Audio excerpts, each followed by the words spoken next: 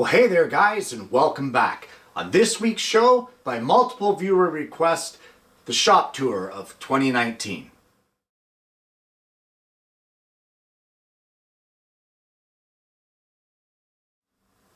Well, a wood shop is a never-ending process.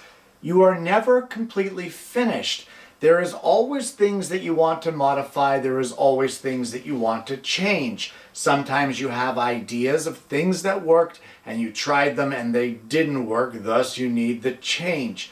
There was years ago that I posted a shop tour and there's been a lot of changes for me since then, both with my show and with the shop. And I've had multiple requests to see another shop tour, so that's what we're going to hit on today. It'll probably be a two-parter, as the first one was an hour long and I'm not going to pump out an hour-long video this week. So I'm going to try to reduce it as much as I can. I'm going to stop talking now and let's get right to the first part of the tour. Well, my shop is a modest 12 feet by 24 feet. I do have full 8-foot ceilings, but the size is 12 by 24, and that is the maximum I was allowed to go according to city regulations when I pulled the permit to build the place. It really causes some challenges when it comes to storage, and that's where the tour starts today. As you first walk through the door, and on the left-hand side you see this. And what this is a rather large mechanics tool cabinet.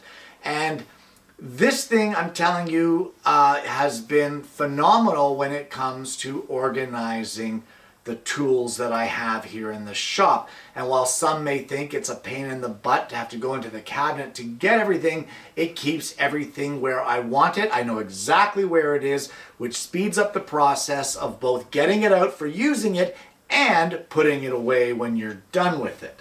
Well, one of the key things in shop organization, for me anyway, is to keep like tools with like tools. I know that sounds strange, but what I'm saying is, say for your drill press, you have all your drill bits there. For your sanders, you have all your sandpaper there, that sort of thing.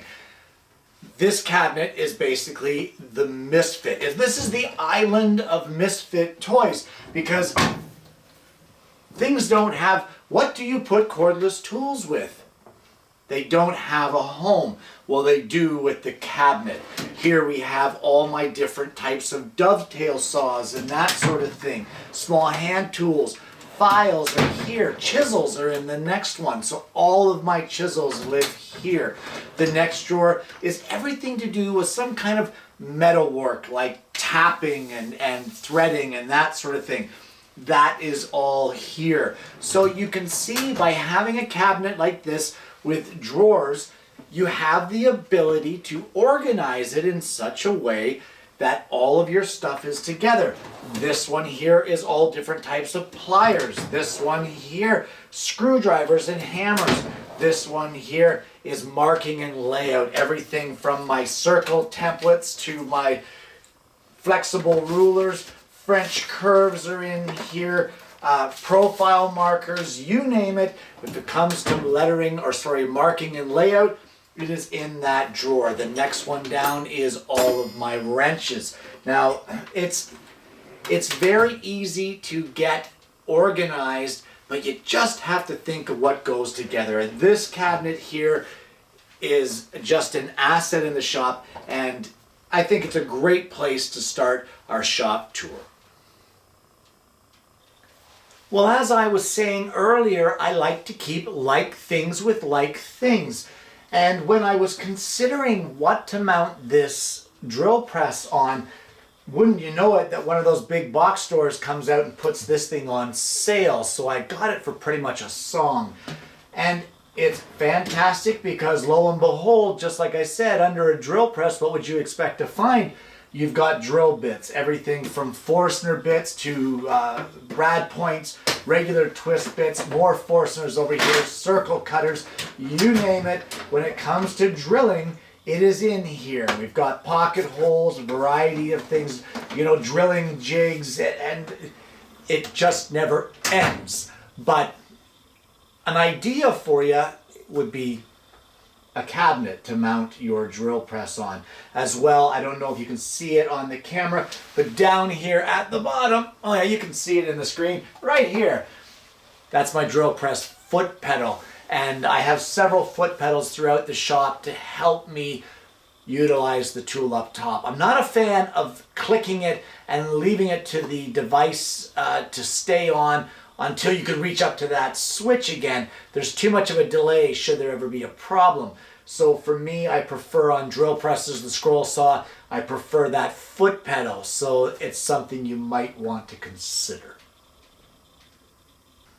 Well, directly beside the drill press in a tight little cubby here sits the bandsaw. And I like it here the way that it sits because even in this sideways position here, it's still usable in this area. If I have a bigger piece that I need to work on, I need to wheel it out. But for the smaller pieces, I can put the mobile stand handle on here. I pull it out about 8 to 10 inches and I'm able to stand right here in front of the drill press and do whatever work I need to do. It tucks in nice and tight, and you know what? It really works. And once again, you're utilizing every little bit of space that we can. So try to keep that in mind if you are one of the victims of a small shop. Well, while you don't need it very often, unless you're using air-powered tools, compressed air is one of those things that is great in the shop. And I've got a carousel here with some hose on it. There's actually probably about 85 feet of hose on there. Way too much for this shop, but I do use it outside as well. And I've run the line, it goes right up the top and up into the attic space of my shop out here where the compressor lives. Now, advantage to this is that the compressor runs upstairs in that crawl space, and the roof and the walls are insulated for fire and sound. So the noise level of the compressor is a lot less than what it would be if it was here in the shop. The disadvantage to that, of course, is living up there and living here in Canada. The cold winters really thicken that oil, so that compressor hates to be started up in the winter, and it's usually not a good idea. So I avoid running the compressor in the winter if I can. But other than that, the compressor hose here on the wall with an externally mounted compressor, this has actually been a fantastic addition to the shop over the years. Well, next along in line is this guy right here. And that, of course, would be my workbench. In the small shop, you need to utilize every bit of space that you can. And underneath the workbench, I've added a shelf here, and of course my metal cutting saw and the garbage can and that sort of thing with an old chest of drawers there for various workbench items. And as well, on the back here, I've got magnetic strips. And these magnetic strips, both here and on the other end, they house the tools that I would normally use here at the bench. Now, everything from awls and squares to picks and scissors, and on this side my Incra rules, tweezers, bench dogs, that sort of thing. Everything that's used here at the bench on a regular basis is right here at my disposal to grab just like that, and as well to put away just like that. So you want to sort of think about that as far as things that you're going to use at your bench. These tool wells that people use, and I've seen it many times, they are to store tools that you are using at the moment for the project that you're working on so that you clear your bench space. This tool well is not permanent storage. So if you're digging through your tool well looking for a tool, you've probably got too many in it and you're asking for trouble. So guys, this is the bench, and that would be the next thing in the tour. Well, you'll have to excuse the filming lights as they are around the shop as well. Without them, the image of the show would be pretty dark. But here on the wall, back to utilizing as much space as you can, we've got everything again that we would use at the bench. And this is at the far right of the bench by the tail vise. And this is where all of the quick grip clamps are and that sort of thing. So you got your hand screw clamps. Everything is here that you would need at quick reference or be able to grab them quickly when you're working on a project. Now, just to the right of this now is the smaller drill press. And this drill press has been with me for, oh my goodness, 30, 40 years, I'd say. And it is still going. It has had its share of damage, and I've had to repair it several times. Things like switches that have been broken. The original on-off switch for it used to be here, but the plastic got old and it just disintegrated. But this drill press still runs, and for small things as like drilling holes for fretwork at the scroll saw, it is absolutely perfect. So in the thought of using this for drilling scroll saw holes, what would be the next logical thing that would be close to this? Well, of course, it would be my scroll saw. Well, here beside the drill press is one of the most misunderstood tools in the entire woodworking community, the scroll saw. Guys, without a doubt, in my opinion, the most relaxing form of woodworking ever created. However, there are many that say that the scroll saw is not actually woodworking and that it's nothing that requires any particular skill. I say horse hockey. Let those guys sit down and show me what they can do, and they may change their minds.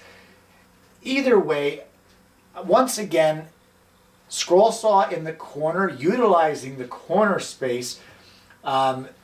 Small little things here, like at the back there's a few palette knives and pens and pencils and that sort of thing. But for the most part, everything that you need to utilize the scroll saw is right here at your fingertips. With the picks for fretwork, spare blades down here in the bottom, some parts for the saw should it ever need repair. Everything that I would possibly need or want for the scroll saw is right here. And on the wall just behind it is mounted the magnifier, which I can just raise and lower as I please, do my work, pivot it whatever side I need to get it comfortable for my viewing, and when I'm done I can just get it the heck out of my way and be done with it. Something, again, utilizing space in your shop when space is at a premium. So here, instead of mounting it on a floor mount or on a bench, I've put it off to the side on the wall there so that it's out of the way and doesn't take up valuable space. Well, coming around the corner from the scroll saw on the end wall of the shop is a sharpening station. And this cabinet or stand or whatever you want to call it is completely mobile. It's on 3-inch wheels and I can pull it out to utilize any of the things on it that I need. There's a vise at the back of it. There is a power sharpener at the rear end, and here the grinder with the Wolverine jigs in the front. As well, in the drawer, we've got everything from sanding discs to the rest of the jig. There's some water stones in here. There's honing grit. There's diamond hones. There's everything in here you would ever want for sharpening. So once again, everything in one spot. Unfortunately, though, I wish it was closer to my lathe, which is at the opposite end of the shop, but you can't have everything, and sometimes you got to deal with the one space that something fits in. Well, one of the best stands that I've ever made for tools would be this one, and that is the flip top tool stand. This is next in line beside the sharpening station. The sanding drums that were in the sharpening station are for my oscillating sander. Now, in the previous shop tour, there was a rigid oscillating sander here, and it all flipped. The big thing here now is that this has no way to actually mount to here. There is no mounting holes. It is self-sufficient, just sitting there. So unfortunately, whenever I need the planer and I want to flip it, I have to lift this one off and put it off to the side for a minute. It's not the most convenient thing for me, and I'm in the middle of trying to think of a change here. I'm wondering if maybe that small King drill press that I spoke of earlier would be better to be mounted on here, and then it could be flipped back and forth as needed. Still keeping it close to the scroll saw, but having this sander now on its own designated thing so that I don't have to muck around with trying to flip it and lift it off and all that jazz. But either way, the flip top tool stand is still here, still in the shop, and it's still awesome. Well, above everything on that wall, above the flip top tool stand, above the sharpening or grinding station, we have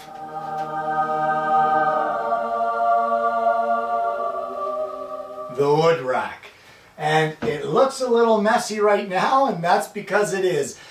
Keeping the wood rack clean and organized is one of the hardest things to do when you do as much work in here as what I do.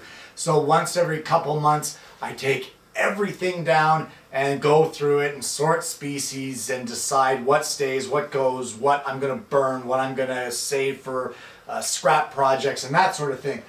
But this here is the rack. One of the better moves I made was to make it the full width of the wall, because now I can get rough cut lumber that's 10 feet long and still sit it on the rack between the two. I made sure they were all at the same height so I could do that. And of course with smaller pieces down here, usually scraps from model builds and that sort of thing I keep on there so I can pick through them when I'm building a model to get that perfect piece. So there it is.